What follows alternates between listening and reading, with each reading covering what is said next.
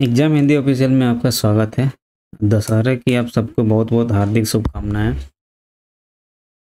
तो आइए चलते हैं कुछ न्यूज़पेपर हेडलाइंस के साथ साथ में, फिर हम एडिटोरियल को कवर करेंगे। तो न्यूज़पेपर हेडलाइंस में आजकल देखिए क्या क्या है। ये पहले क्या है कि पैरा एथलेटिक्स का गेम चल रहा है चाइना में। वहाँ पर फर्स्ट दिन इंडिया ने 17 पदक जीत लिया है। गाजा में इजराइल ने घुसकर की है कार्रवाई और 222 बंधकों की तलाश में गए इजरायली सैनिक की मौत हो गई है। एक सैनिक की मौत हुई है तो उसमें क्या है, हमास का बहुत ही तगड़ा प्रतिरोध हुआ था, इसलिए इजराइल के सैनिकों को वापस लौटना पड़ा है। यहाँ है कि शरणार्थी शिविरों में पैर रखने की जगह नहीं है। बहुत से 14 लाख लोगों ने अपना घर छोड़ दिया है। ठीक है। और गाजा में मरने वालों की संख्या 5000 के पार हो गई है। बच्चे भी हैं, बूढ़े हैं, यानी सब लोग हैं। वेस्ट बैंक के लेबनान में भी इजरायली विमानों से बमबारी हुआ है। देखिए, कुत्ते के हमले में बाघ बकरी चाय के मालिक की गई जान। वो सवेरे सवेरे वॉकिंग करने जा रहे थे और वहाँ पर उनको 2-4 कुत्ते मिलकर अटैक कर दिया और उनकी इलाज चलने के दौरान उनकी मौत हो गई है। ये चाय कंपनी जो है 50 मिलियन किलोग्राम से अधिक का इनका डिस्ट्रीब्यूशन है और 60 से अधिक देशों में इनका एक्सपोर्ट होता है। 2000 करोड़ तक इनकी कंपनी है। कोर्ट बोल रहे हैं कि लिव इन जो रिलेशनशिप है टाइम पास है, ऐसे जो रिलेशन है वो स्थायी नहीं होते हैं। फिर पूर्व भारतीय कप्तान बिशन सिंह बेदी का निधन हो गया है। 1975 से 1989 तक रहे थे, भारतीय क्रिकेट टीम के कैप्टन रहे थे और 77 ईयर्स में इनकी मृत्यु हो रही है। फिर देखिए, आईएएस बनाने का हवाई दावा करने वाले कोचिंग इंस्टीट्यूट जो है नप गए हैं, उन पर जुर्माना हुआ है। इनको हम थोड़ा सा डिटेल में कवर करेंगे। चंद्रचूड़ सिंह बोल रहे हैं कि वंचितों के विरुद्ध ऐतिहासिक गलतियों में कानूनी प्रणाली भी जिम्मेदार है।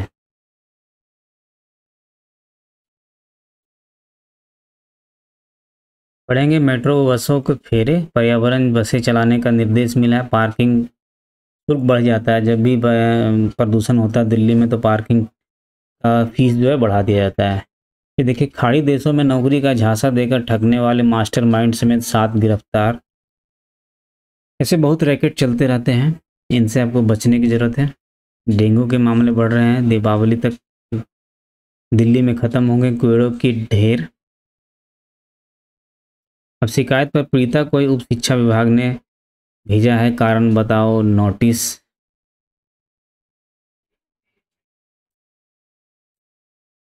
ये देखिए, पीएम मोदी को मिले उपहारों में बनारस के गंगा घाट की पेंटिंग सबसे महंगी है और 75.50 लाख की बोली लग चुकी है।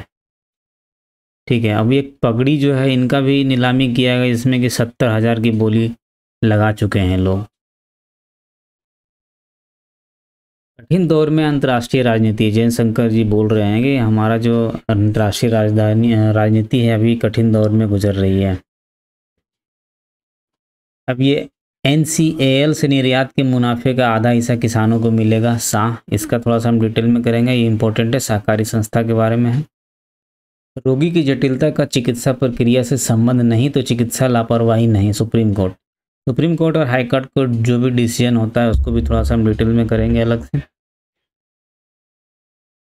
फिर देखिए, केंद्र व यूपी का सहयोग बना RRTS की सफलता का आधार। रैपिड जो ट्रेन चलाई गई उसके बारे में है कुछ। थोड़ा छिटपुट खबरें हैं, उनको भी आप देख सकते हैं। अपने विरुद्ध टिप्पणियां हटवाने सुप्रीम कोर्ट पहुंचे गुवाहाटी हाई कोर्ट के जज। 2017 का कुछ मामला है जिसमें कि कुछ टिप्पणी किया था जज पर, तो वो जो हटवाने के लिए गए। जम्मू कश्मीर कांग्रेस की कार्य समिति से हटा दे, मेरा नाम डॉक्टर कर्ण सिंह। बिहार के गोपालगंज में दुर्गा पूजा पंडाल के सामने भगदड़ हुआ, 3 की मौत हो गई।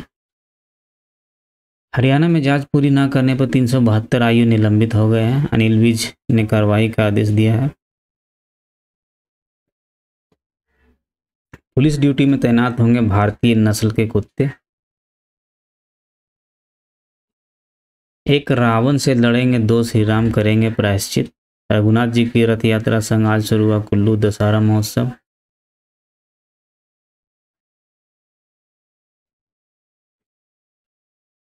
घाटी में मकान बनाने के लिए कश्मीरी हिंदुओं को मिलेगी सस्ती जमीन।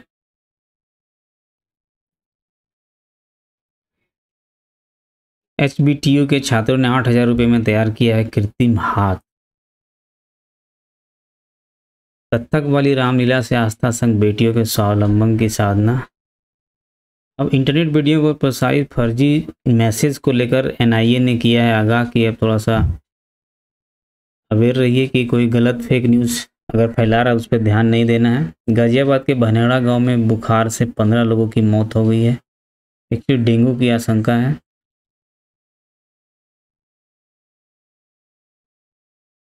वन्य जीवों से फसल क्षति थामने को बनेगी नई रणनीति। राम नाम की अद्भुत महिमा। प्रत्याशी चयन की प्रक्रिया शुरू हो गई है। भाजपा पहले आपस में लड़ता विपक्ष, भाजपा से पहले। औद्योगिक परिवेश बिहार की बात की चर्चा की गई है। लोक चिंतक राम। कैंसर के इलाज में पिछड़ती महिलाएं। एक्चुअली इसमें कह रहा है कि जो भी कैंसर का इलाज होता है वो पुरुष ज़्यादा करवा रहे हैं, लेकिन महिलाओं का जो इलाज है वो नहीं हो पा रहा ज़्यादा। स्त्रियों की समग्र प्रगति की आसान बने रहा।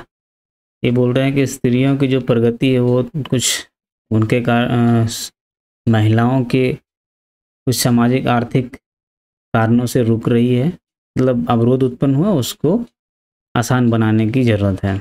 भीषण संघर्ष से संकट में मानवता हो गई है। अन्नदाता पर तक पहुँचे लाभ, ये थोड़ा इम्पोर्टेंट है, इसको हम लोग डिटेल में डिस्कस करेंगे। निवेश के लिए घर खरीदारी लोगों की पहली पसंद है, यानी कि जो लोग मकान और वाहन में जो है इन्वेस्ट कर रहे हैं, क्योंकि लोन जो है मकान और वाहन का बढ़ा है, इसलिए 2030 तक ब्राज़ील के साथ $50 अरब के व्यापार का लक्ष्य है। यानी कि ब्राज़ील के साथ हमारा कुछ बढ़ रहा है, क्योंकि बायोफ्यूल और नवीकरणीय ऊर्जा के लिए दोनों देश में जो महत्वपूर्ण सेक्टर है। इससे क्या है कि तेज़ी बढ़ेगी। ब्राज़ील के पास क्या है, पेट्रोल डीजल में एथेनॉल मिलाने की एडवांस टेक्नोलॉजी है, ठीक है। तो भारत को जो है ब्राज़ील सहयोग दे सकता है, इसलिए दोनों के बीच व्यापार बढ़ रहा है।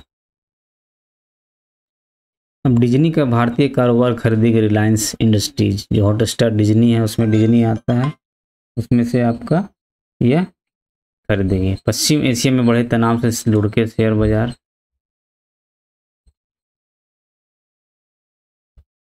बाकी अब थोड़ा देख लीजिएगा। अब स्टेशन पर QR कोड स्कैन कर ले सकेंगे जनरल टिकट। जनरल टिकट लेने के लिए परेशान होने की जरूरत नहीं है। अब QR कोड वहाँ पर लगा रहेगा, को कहाँ से कहाँ तक जाना उसको डालिए और फिर QR कोड स्कैन करके वहाँ आप पेमेंट कर दीजिए, तो टिकट मिल जाएगा। फिर इजराइल ने किया आयरन स्ट्रिंग का इस्तेमाल। इजराइल ने क्या किया, IDF हमास के जो रॉकेट लॉन्चर को नष्ट करने का वीडियो साझा किया है। पश्चिम एशिया में सुरक्षा बहाली के ठोस प्रयास में जुटे मोदी जी। यूक्रेन ने रूसी हमले को किया विफल, 14 ड्रोन मार गिराया। अब देखिए, फिलीपींस के साथ अमेरिका के खड़ा होने से भड़का चीन। हुआ क्या था कि फिलीपींस के बोट को जो है चीन के बोट ने टक्कर मार दिया था, उसी सपोर्ट में अमेरिका आया था। ये देखिए, अनुमान से 4 करोड़ बस ज़्यादा हो सकती है चांद की उम्र। दुनिया के सबसे उम्र दराज कुत्ते बॉबी की 31 की आयु में मौत। सत्यशील दृढ़ ध्वजा पताका, संकल्पों से प्रेरित है संबंध। ये आप वीडियो रोक के पढ़ सकते हैं। कोर्ट ने अनुच्छेद 20-22 को लेकर दायर याचिका पर सवाल उठाया। राष्ट्रीय सफाई कर्मी आयोग का कार्यकाल जो है 25 2025 तक बढ़ गया है। त्रिवेंद्रम एयरपोर्ट पर अर्टू के कारण 5 घंटे उड़ानें रही बाधित। यह एक पारंपरिक जो है रीति रिवाज है जिसमें कि भगवान को जो है इनका शोभा यात्रा निकाला जाता है। बचपन में लगा टीका कर सकता है कैंसर से बचाव। एआई से आसान होगी सीजोफ्रेनिया की जांच। अब आत्म विकार वाले लोगों में अल्जाइमर विकसित होने का होता है, अधिक खतरा होता है, इसलिए आंत को स्वस्थ रखना चाहिए, पेट को स्वस्थ रखना चाहिए।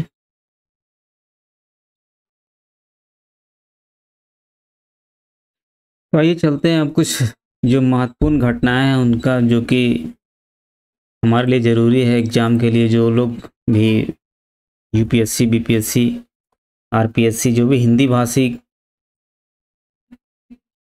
हैं, हिंदी भाषी परीक्षार्थी जो एग्ज़ाम दे रहे हैं मेंस का, या फिर देने वाले हैं, या फिर आपसे नेक्स्ट आने वाले एग्ज़ाम की तैयारी करना चाहते हैं, तो आपके लिए बहुत ही महत्वपूर्ण है।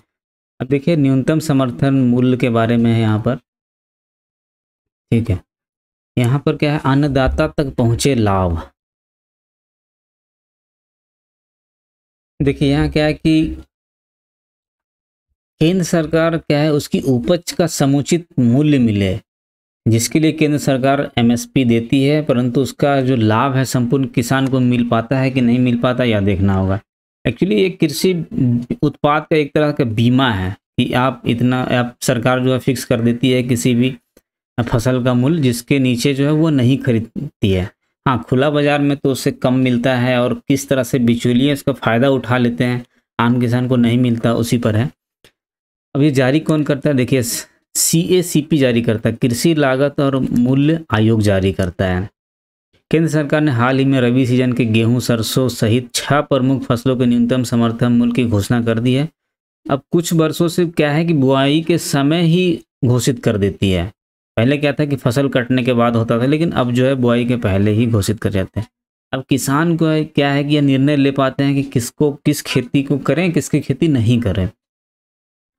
तो 6 फसलों का जो एमएसपी किया गया है निर्धारण, वो क्या है, लागत मूल्य से अधिक किया है। पहले तो किसी तरह से जो विक्रय मूल्य होता था वो कर दिया जाता था, लेकिन अभी क्या है, सरकार का कहना है कि लागत मूल्य से ज़्यादा हम लोग कर रहे हैं। लागत में क्या क्या आता है, देखिए लागत में खाद बीज आता है, कीटनाशक, सिंचाई के खर्च के साथ साथ ही उसने क्या किया है कि मानव श्रम का भी समावेश किया है, यानी कि एक खेत पर, 1 बीघे खेती पर कितने लोग उसमें काम करेंगे, उसका भी लागत, उसकी जो मजदूरी है उसका लागत को भी उन्होंने समावेश किया है। तो अब क्या है कि ऐसे में जब लागत मजदूर का भी लग गया तो किसान के लिए लाभकारी हो जाए, क्योंकि उसका जो एमएसपी बढ़ेगा। अब प्रश्न यह है कि फसल आने के बाद किसान को मूल्य मिलेगा ही, इसकी क्या गारंटी है कि एमएसपी पर ही उसका फसल बिकेगा। अब क्या है कि बोल रहा है राइटर की ऐसी व्यवस्था सुनिश्चित होनी चाहिए कि किसान को उसकी फसल का सरकार द्वारा घोषित न्यूनतम मूल्य तो मिल ही जाए। यदि इस तरह की पुख्ता व्यवस्था इनबिल्ट हो जाए कि किसानों को सही मायने में एमएसपी व्यवस्था का फायदा मिल सकता है। वस्तुतः सब कुछ होने के बाद भी किसान आज क्या है, ठगा महसूस कर रहा है। यह कोई 1.5-2 माह पुरानी बात होगी कि जब आम नागरिकों के टमाटर जो है 150 रुपये किलो से अधिक मूल्य में खरीदना पड़ा। हम लोगों ने यहाँ 200 से 210, 225 रुपये तक का इसका कीमत चल गया था। लेकिन आज क्या है, आज क्या है, 10 रुपये या 15 रुपये में टमाटर मिल रहा है। तब उसमें क्या हो गया, अब प्रश्न यह है कि टमाटर के 150 रुपये होने से किसको लाभ हुआ, ना तो किसान को लाभ मिला, ना ही आम नागरिकों को लाभ मिला। इसलिए दोनों क्या है, दोनों ही ठगे महसूस कर गए, क्योंकि बीच में जो कोल्ड स्टोरेज वाले थे उन्होंने क्या किया, जमा करके बाद में बेचा। फिर देश में वर्ष 1966-67 में सबसे पहले गेहूं की सरकारी खरीद के लिए, अब इसका हिस्ट्री बता रहे हैं, खरीद के लिए न्यूनतम समर्थक मूल्य की घोषणा की गई थी। आज देश में 23 फसलों के न्यूनतम समर्थन मूल्य की घोषणा की जाती है। देखिए इंपॉर्टेंट है ये 23 जो है, नंबर याद रखना है आपको। अनाज की खरीद मुख्य रूप से भारतीय खाद्य निगम के माध्यम से, और दलहन और तिलहन की खरीद जो है नेफेड के द्वारा किया जाता है। अब राज्यों की सरकार सहकारी संस्थाओं और अन्य खरीद केंद्र के माध्यम से की जाती है। केरल सरकार ने क्या किया, 16 तरह के सब्जियों के भी बेस मूल्य तय कर दिया। ये एक अच्छी चीज़ है, इसीलिए तो केरल में सब्जियां महंगी है। हरियाणा सरकार भी सब्जियों का बेस मूल्य तय कर रही है। गेहूं और धान की खरीद सरकार द्वारा व्यापक स्तर पर की जाती है और इसका प्रमुख कारण सार्वजनिक वितरण प्रणाली के तहत वितरण व्यवस्था के सुचारू संचालन और बाजार पर नियंत्रण रखना ही रहा है। मेन उनका काम वही था। अन्य फसलों का जहां तक सवाल है, केंद्र देश के अधिकांश प्रदेशों में खाद्यान्न की खरीद एफसीआई द्वारा राज्यों की मार्केटिंग फेडरेशन के माध्यम से सहकारी संस्थाओं द्वारा और तिलहन और दलहनों की खरीद जो है नेफेड द्वारा किया जाता है। अब किसी समय यह सामान्य धारणा थी कि बाजार में जब भी किसी फसल के भाव एमएसपी से नीचे आने लगते थे तो राज्यों के मार्केटिंग फेडरेशन द्वारा खरीद की घोषणा करने मात्र से बाजार में उन फसलों की कीमत में तेजी देखने को मिल जाती थी। किंतु पिछले एक दशक से स्थितियों में बदलाव आया है। वस्तुतः एमएसपी खरीद व्यवस्था में निजी खरीदारों की भागीदारी बढ़ गई है। अब इस आरोप को भी सिरे से नकारा नहीं जा सकता है कि छोटे किसानों से उसकी फसलों को कम दामों में खरीद कर उनके नाम से एमएसपी पर खरीद केंद्रों को बेचकर किसान के नाम पर ही उसका लाभ बिचौलिए लेने लगते हैं। अब होता क्या है प्रैक्टिकली में कि बिचौलिए क्या है या दलाल, उसको बिचौलिए जो होता है वो क्या करते हैं, कॉन्ट्रैक्टर वो डायरेक्ट किसान से क्या करते हैं, वो बहुत कम, अगर एमएसपी 50 रुपये के है तो यहाँ से वो खरीद लेंगे 20 या 30 या मान लो कि 40 में खरीद लिया, 40 रुपये में खरीद लिया। वो क्या करते हैं डायरेक्ट वो बेच देते हैं न्यूनतम एमएसपी पर 50 रुपये में और 10 रुपये का मार्जिन मुनाफा कमा लेते हैं। अभी तक यही हो रहा है। यही कारण है कि इस तरह के उदाहरण आम हैं कि कई स्थानों पर उस क्षेत्र में कुल पैदावार से भी अधिक की खरीद एमएसपी पर देखने को मिल जाती है। अब होता क्या है कि उस एरिया में पैदा हुआ कम से कम 10 कुंटल या फिर 1000 कुंटल, लेकिन वहाँ पर देखा गया है कि एमएसपी पर खरीद जो है सरकार के द्वारा 15 कुंटल की गई, यानी 15,000 कुंटल की गई। तो इसमें क्या है कि इसी से पता चलता है कि कहीं ना कहीं बिचौलिए बीच में पैसा बना रहे हैं, यानी बिचौलिए ने एमएसपी खरीद व्यवस्था में सेंध लगा दी है। किसान से ही खरीद और ऑनलाइन व्यवस्था के बावजूद इस व्यवस्था का लाभ बिचौलिए भी उठाने लगे हैं।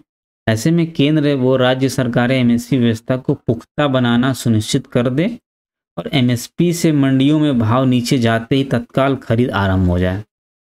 अन्नदाता को इस व्यवस्था का पूरा लाभ मिल सकता है। साथ ही इस व्यवस्था में जिस तरह से सेंध लगाई गई है उसे रोकने के लिए भी ठोस प्रयास की आवश्यकता है। अब देखिए नेक्स्ट चलते हैं, लगे रहिए हमारे साथ में। देखिए कि कोचिंग वाले जो है बड़े बड़े महानुभाव कोचिंग, उन पर कोर्ट का जो है, कोर्ट का नहीं उपभोक्ता फोरम का जो है डंडा चला है। देखिए क्या है, अब देखिए यहाँ पर कुछ थोड़ा सा बिहार रिलेटेड न्यूज है। तो श्रम संसाधन औद्योगिक परिवेश की बात कर रहे हैं कि बिहार में अगर औद्योगिक परिवेश अच्छा हो जाए तो सब लोग क्यों नहीं यहाँ इन्वेस्ट करके यहीं पर अपना उद्योग खोलें। श्रम संसाधन की शक्ति तथा कृषि जैसे बूते आर्थिक समृद्धि के प्रयास में जुटे बिहार को औद्योगिक परिवेश और अधिक गति प्रदान करने में सहायक सिद्ध हो सकती है। यहाँ के युवा जो है तकनीक और उद्योग के क्षेत्र में आगे बढ़ रहे हैं, नए प्रयोग हो रहे हैं, ठीक है, और अपेक्षित सहयोग से उनकी प्रतिभा का उपयोग अपने राज्य में ही किया जा सकता है। राइटर बोल रहे हैं अपने राज्य में आप उसकी प्रतिभा का उपयोग कर सकते हैं। कैसे? औद्योगिक वातावरण का निर्माण पहली शर्त है, पहला कंडीशन है कि आप औद्योगिक वातावरण का निर्माण कराइए ताकि जो है बाहर वाले उद्यमियों की यहाँ रुचि बढ़े। यह पॉजिटिव संकेत है कि बिहार के बाहर रहने वाले लगभग वैसे 60 युवाओं ने उद्योग विभाग से संपर्क साधा है जो आईटी और इलेक्ट्रॉनिक्स के क्षेत्र में अपना बिजनेस शुरू करना चाहते हैं और उनकी सहमति भी मिली है। राज्य सरकार ने औद्योगिक परिवेश को प्रोत्साहन करने के लिए अनुरूप भी उसकी नीति भी बनाई है जिससे कि यहाँ पर आए, जैसे कि एथेनॉल की फैक्ट्री हो गई। अब एथेनॉल की फैक्ट्री जब लगेगी वहाँ तो रोजगार ऑटोमेटिक में आएगा। अब यहाँ के जो युवा हैं लाखों की संख्या में दूसरे राज्य में काम कर रहे हैं और उनको यहाँ पर ही अवसर मिल जाए तो निश्चित रूप से उनकी प्राथमिकता अपने राज्य में काम करने की होगी। चूँकि यहाँ श्रम संसाधन की कमी नहीं है, औद्योगिक परिवेश के लिए सबसे बड़ी जरूरी चीज़ तो यही है। उद्योगों में जो बिजनेसमैन है उनके लिए यह भी आकर्षण है कि यहाँ के युवा विभिन्न क्षेत्रों में दूसरी जगह पर अपनी प्रतिभा का परिचय दे रहे हैं। हर वर्ष बड़ी संख्या में यहाँ के जो स्टूडेंट्स हैं उनका एडमिशन आईआईटी, एनआईटी और बहुत बड़े बड़े इंजीनियरिंग संस्थान में होता है। तकनीक के क्षेत्र में बिहार के युवा बड़ी संख्या में विभिन्न स्थानों पर काम कर रहे हैं। यह उन सभी को अनुकूल वातावरण मिले तो स्वाभाविक है कि वे यहाँ आकर काम करना पसंद करेंगे।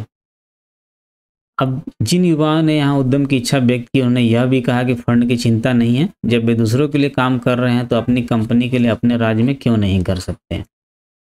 अब देखिए कि इसमें पॉजिटिव चीज़ है। इसको कोई भी अगर बिहार के एग्ज़ाम दे रहे हैं तो उसमें से जो आप इसको इंक्लूड कर सकते हैं, कहीं न कहीं 1-2 पॉइंट आप में लिख सकते हैं। रोगी की जटिलता का चिकित्सा प्रक्रिया से संबंध नहीं तो चिकित्सा लापरवाही नहीं। कोर्ट ने एक फैसला दिया है, उसमें बोला है कि एक रेस इप्सा लोक्यूटर का सिद्धांत है, यानी कि रेप इप्सा लोक्यूटर का सिद्धांत, इसका मतलब है कि चीज़ स्वयं बोलती है। उन्हें बोला कि जहाँ यहाँ पर एक चीज़ है कि एक लापरवाही का आरोप डॉक्टर पर लगाया गया था। वो बोला गया था कि हमारा जो हस्बैंड है, डेथ हो गया था, तो हमारा जो हस्बैंड जो उसको बोला गया था कि, और डॉक्टर बोला था कि ऑपरेशन के बाद में हमको आईसीयू में रखेंगे। उन्होंने सिर्फ बोला था भरभरी, लेकिन हुआ क्या, आईसीयू में नहीं रख के उनको नॉर्मल बेड में रख दिया, नॉर्मल रूम में रख दिया, प्राइवेट रूम में ट्रांसफ़र कर दिया, और वहाँ हार्ट अटैक हो गया और उनका डेथ हो गया। तब जो है उपभोक्ता फोरम में उनकी जो वाइफ थी, उन्होंने कोर्ट केस किया कि यह जो यहाँ पर जो है लापरवाही का मामला है। अब यहाँ पर देखिए कुछ इम्पोर्टेंट चीज़ है कि जो एक रूल होता है इप्सा लोक्यूटर, मतलब चीज़ स्वयं बोलती है, यानी कि खुद पता चल जाए कि आखिर लापरवाही हुआ है कि नहीं हुआ। उसमें 2-3 चीज़ें हैं, जैसे कोई चोट लग गया हो तब पता चल जाए कि हाँ लापरवाही हुआ। कुछ अगर इंस्ट्रूमेंट उसमें रह गया हो, कोई ऑपरेशन कर रहा है डॉक्टर, उसमें इंस्ट्रूमेंट रह गया है, तब पता चलेगा कि हाँ यहाँ पर ये लापरवाही हुआ है। तो ये बोल रहे हैं कि खुद बोलना चाहिए ना। यहाँ पर उनके हस्बैंड की मौत सर्जरी के बाद हार्ट अटैक से हुई थी, इससे यह पता नहीं चल रहा है कि डॉक्टर ने लापरवाही किया है। इसलिए कोर्ट का जो मेन है, कोर्ट बोल रहे हैं कि पोस्ट ऑपरेटिव मेडिकल देखभाल प्रदान नहीं करने में लापरवाही की है। इसके अलावा आयोग ने, मतलब जो शिकायत जो एजेंसी है, आयोग ने अपीलकर्ता द्वारा दायर शिकायत खारिज करते समय कोई अवैधता की, मतलब खारिज कर दिया है उसका। तो यही बोल रहे हैं कि रोगी की जटिलता, यानी कि रोग अगर जटिल हो तो चिकित्सा प्रक्रिया का कुछ स्टैंडर्ड नियम होता है। अब उससे उस रूल को, अगर स्टैंडर्ड रूल जो है मेडिकल साइंस का जो स्टैंडर्ड रूल है, एसओपी है, उसको अगर फॉलो नहीं किया गया है तब उसको लापरवाही नहीं माना गया है। ठीक, नेक्स्ट चलते हैं। एनसीएल के निर्यात के मुनाफे का आधा हिस्सा किसानों को मिलेगा। ये थोड़ा सा इंपॉर्टेंट है, सहकारी संस्था के बारे में है। अब क्या है, खुलेगा रास्ता। अब ये राष्ट्रीय सहकारी निर्यात लिमिटेड बनाया गया, इसमें कि 7,000 का ऑर्डर ऑलरेडी मिल गया है।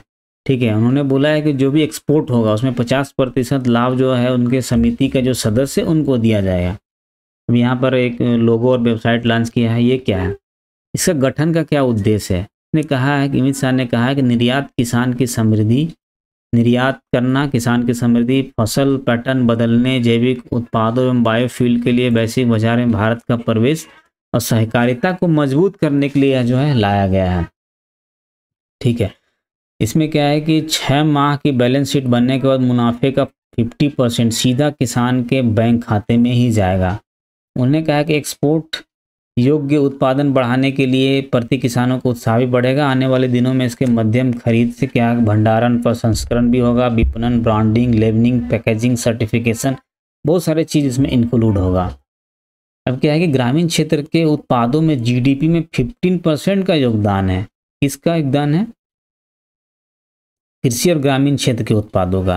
पूरा इस क्षेत्र की 60% आबादी जो है, इसकी अनदेखी नहीं की जा रही है कि केंद्र सरकार का लक्ष्य जीडीपी बढ़ाने के साथ से ग्रामीण आबादी को समृद्ध करना, यह सहकारिता के जरिए ही संभव हो सका। उन्होंने कहा कि देश के कुल उत्पादन का 30% चीनी उत्पादन का 30%, दूध उत्पादन का 17% हिस्सा सहकारिता का। इसका अर्थ है कि सहकारिता क्षेत्र में जो संभावना है वो बहुत ही ज़्यादा है। अब ग्रीन हाइड्रोजन प्लांट भी करेंगे शिलान्यास। तो ये सहकारिता पर छोटा सा, इसको कहीं अगर सहकारिता पर क्वेश्चन आए तो मेंस में लिखने के लिए इसको यूज कर सकते हैं।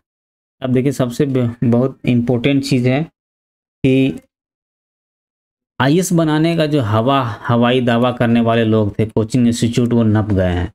छोटे मोटे कोचिंग इंस्टीट्यूट नहीं नापे हैं। हुआ क्या था कि 2022 में यूपीएससी के परीक्षा में जो चयन का दावा इन्होंने किया था, बाजीराव ने 617 किया, शंकर आईएएस ने 336 किया, चहल अकेडमी ने 352 किया, आपटी प्लस ने 150, अन्ना लोग आईएएस 64, बायजू 266, नेक्स्ट आईएएस 624, दृष्टि 216, Khan ASG Khan study 682, Shri Ram IAS 200। अब कुल मिला के आईएएस कितने बन गए? 3507। अब सीट कितनी थी 2022 में? ओनली 933। ठीक है, तो इतना कैसे सफल हो गए भाई? जब कोचिंग बोल रहा है कि हमने इतना आईएएस बना दिया और यूपीएससी में सीट ही 933 का ही रिजल्ट हुआ था, इसी के ऊपर जुर्माना लगा है। अब देखिए क्या है, 20 संस्थानों को तो नोटिस थमाया गया है। कई इंस्टीट्यूट जो है ऐसा दावा किए हैं जो सच से एकदम परे होते हैं। अब उसके झांसे में आकर बहुत सारे लोग जो है तैयारी में जुट जाते हैं। इसलिए मैं कहता आप सेल्फ स्टडी से ही आप कोई भी एग्ज़ाम क्रैक कर सकते हैं दोस्तों, यहाँ तक कि यूपीएससी भी। ऐसे बहुत सारे एग्जाम्पल हैं। आपको फीस देने की ज़रूरत नहीं है, बस आप थोड़ी सी गाइडेंस की ज़रूरत है। अब क्या है कि सफलता के नाम पर बहुत लोगों को निराशा हाथ मिलती। कम से कम 2 से 3, 2 से 4 लाख के बीच में यूपीएससी का फीस होता है कोचिंग का। अब देखिए क्या है, केंद्रीय उपभोक्ता संरक्षण प्राधिकरण ने क्या किया है, हवाई दावे करने वाले 3 कोचिंग संस्थानों पर 1-1 लाख रुपए का जुर्माना लगाया है। चहल अकेडमी, इकरा आईएएस, राउज आईएएस स्टडी शामिल है। अन अकेडमी के खिलाफ भी कुछ आदेश है जिसको कि सुरक्षित रख लिया गया, उसको बाद में जारी करेंगे। और जो जिन इंस्टीट्यूट को नोटिस जारी हुए उसमें से कौन कौन है देखिए, Bajirao and Reddy, Chahal academy, Khan study group, Apti plus, analog IAS, Shankar IAS, Shri Ram IAS, यानी कि जो लिस्ट में है ना, दृष्टि आईएएस, कारा आईएएस, विजन आईएएस, आईएएस बाबा योजना IAS, Plutus IAS, Alps IAS, Rouse study, सबका लगभग जितने लिस्ट में है सबके ऊपर नोटिस जारी हुआ है। अब है क्या, वो उन्होंने बोला है कि जो इन कोचिंग संस्था जो हवाई दावा करते हैं कि इतना सारा हमने आईएएस बना दिया, तो सीट तो 933 ही था। ठीक है, अब 3500 10 कोचिंग वाले मिलाकर 3500 से ज़्यादा सफलता दिलाने का दावा जो है गलत है। इसीलिए उसने कुछ डायरेक्शन दिया है। प्राधिकरण के मुताबिक दावों के फर्जी प्रमाणित होने पर 10 लाख रुपए, अगर ये दावा इनका जो है जांच हो रहा है नोटिस में, अगर फर्जी साबित हुआ है तो 10 लाख रुपए जुर्माना, और उल्लंघन करेंगे, अगर होता क्या है, अगर उल्लंघन करेंगे यानी कि अगर दोबारा कर दिया उन्होंने तो 50 लाख का जुर्माना भी देना पड़ सकता है। क्योंकि एजुकेशनल से संबंधित न्यूज है तो हम इसको पूरी तरह से कवर करेंगे। देखिए ऐसे होता है खेल। क्या होता है, केंद्रीय उपभोक्ता संरक्षण प्राधिकरण की आयुक्त निधि खरे के मुताबिक यूपीएससी परीक्षा में हर वर्ष लगभग 10 लाख छात्र शामिल होते हैं। मुख्य परीक्षा के लिए इसमें से लगभग 10,000 को चुना जाता है। इसके बाद 3,000 का इंटरव्यू होता है और उसके बाद मॉक इंटरव्यू के लिए आमंत्रित करते हैं। अब इंटरव्यू में शामिल 1/3 अभ्यर्थियों का अंतिम तौर पर चयन हो जाता है। ऐसे में कोचिंग संस्थान उन्हें अपना बताकर बड़े बड़े विज्ञापन जारी कर देते हैं। इससे क्या है कि अगले परीक्षा में जो आने वाले अभ्यर्थी झांसे में आ जाते हैं और उनका एडमिशन बढ़ जाता है। अब जांच में पता होता है कि एक ही सफल विद्यार्थी क्या है 5-5 संस्थान में दावा किया गया है। किसी ने यह नहीं बताया कि उस अभ्यर्थी उनके संस्थान में सिर्फ मॉक टेस्ट में शामिल हुआ था। अब ऐसे संस्थान को बताना पड़ेगा कि सफल अभ्यर्थियों से कितने पैसे लेकर क्या क्या ट्रेनिंग दिया। अगर सिर्फ मॉक इंटरव्यू में शामिल हुआ तो विज्ञापन में यह भी स्पष्ट करना होगा कि यह जो है अभ्यर्थी सफल हुए हैं जो हमारे यहाँ मॉक टेस्ट से सफल हुए हैं। एक्चुअली भारत में कोचिंग जो इंडस्ट्री उसका मौजूदा बाजार 58,088 करोड़ का है और दिल्ली में ही अक्सर इनका कोचिंग होता है। तो देखिए कोचिंग संस्थान किस तरह से अपना विज्ञापन पे बहुत खर्च करती है। चाहे कोई भी बड़े बड़े इंस्टीट्यूट को आप देख लीजिए, नाम से क्या मैं लूँ, बहुत बड़े बड़े इंस्टीट्यूट है जो कि बहुत एडवर्टाइजमेंट पर खर्च करते हैं। यहाँ तो यूट्यूब है, अगर न्यूज़पेपर देख रहे हैं, कोई मैगजीन पढ़ रहे हैं, कहीं पर भी आपको मिल जाएगा कि इतने सारे लिस्ट हमने ये ईयर 1 है, 2 है, 3 है, 4 है। तो इसमें आपको निर्णय लेना थोड़ा मुश्किल हो जाता है कि कहाँ पर हम एडमिशन लें, किस तरह से तैयारी करें दोस्तों।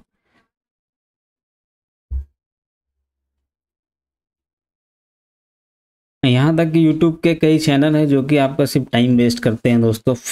आप जो वीडियो देखते हैं, जो उनका क्रिएटिविटी के साथ में जो इस तरह से मूवी बना के पेश किया जाता है, तो वो आपको काम नहीं देता है। बस थोड़ी सी जानकारी के लिए वो आपको सेटिस्फेक्शन कर सकता है, लेकिन आपको उतना से काम नहीं चलेगा। इसलिए हमेशा ओरिजिनल सोर्स पढ़िए, उसको रिवाइज कीजिए, और बाकी स्ट्रेटजी वीडियो तो हम लाते रहते हैं। अभी के लिए धन्यवाद, मिलते हैं फिर नेक्स्ट डे में। अगर अच्छा लगा हो तो आप शेयर ज़रूर कीजिए, और आप सब्सक्राइबर नहीं हैं तो प्लीज़ सब्सक्राइब कर लीजिए, ताकि और भी हम अच्छी चीज़ें लाएंगे। अभी के लिए धन्यवाद।